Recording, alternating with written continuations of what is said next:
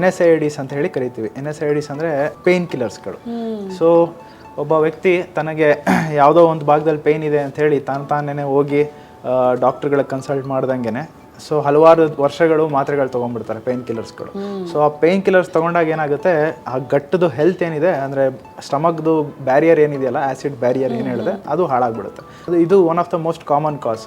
So ಗೊತ್ತಿಲ್ದಂಗೆ over the counter pain ಕಿಲ್ಲರ್ಸ್ಗಳನ್ನ ಮಿತಿಮೀರಿ ತೊಗೊಂಡಾಗ ಏನಾಗುತ್ತೆ, ಅಲ್ಸರ್ಸ್ಗಳಾಗುತ್ತೆ. ಇದು ಎರಡನೇ ಕಾರಣ. ಒಂದು ಇನ್ಫೆಕ್ಷನ್ ಆಗ್ಬೋದು, ಇಲ್ಲ ಒಂದು ಡ್ರಗ್ ಈ ಥರ ಪೇಯ್ನ್ ಕಿಲ್ಲರ್ ಅಬ್ಯೂಸಿಂದ ಆಗಿರ್ಬೋದು. ಸೊ ಇನ್ನೊಂದು ಮೂರನೇದಾಗಿ ಕ್ಯಾನ್ಸರ್. ಸೊ ಕ್ಯಾನ್ಸರಿಂದನೂ ಅಲ್ಸರ್ಗಳಾಗುತ್ತೆ. ಸೊ ಕೆಲವು ಕ್ಯಾನ್ಸರ್ಗಳು ಅಲ್ಸರಿಂದನೇ ಕಾಣಿಸ್ಕೊಳ್ಳುತ್ತೆ.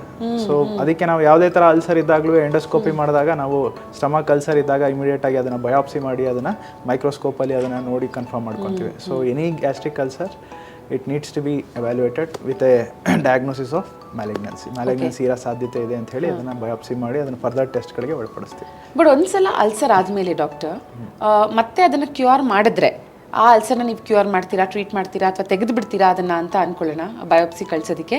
ಬಟ್ ಆ ಲೇಯರ್ ಬೆಳ್ಕೊಳತ್ತಾ ವಾಪಸ್ಸು? ಖಂಡಿತ.